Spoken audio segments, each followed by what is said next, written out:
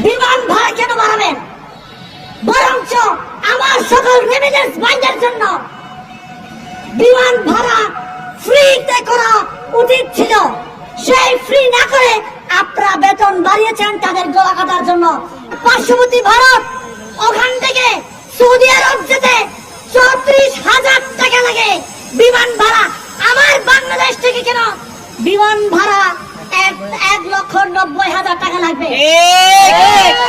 তাহলে আমরা কি বলবো সেই ভারতকে, ভারতের 5,000 জন্য, ভারতের লাভের জন্য আপনারা সেই প্রক্রিয়ায় যাচ্ছেন? আমরা বলতে চাই না, আমরা বিশ্বাস করতে চাই, আমরা হুঁশিয়ারি দিতে চাই, আপনারা ভাড়া বাড়াবেন না।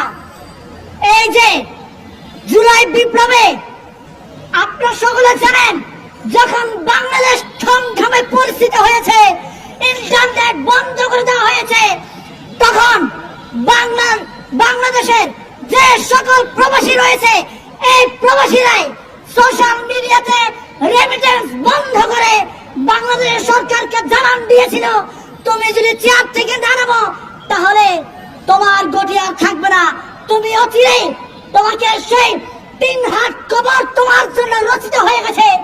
এই রচনার সূত্রপাত কিন্তু আমার প্রবাসী ভাইয়েরা করেছিল। কিন্তু যারাই কিনা নিজের বইয়ের টাকা গহনা বিক্রি করে দেশের অর্থনীতির চাকা সচল রাখার জন্য প্রবাসে দিন রাত খাচ্ছেন, তাদেরকে আপনারা অসম্মানী করছেন।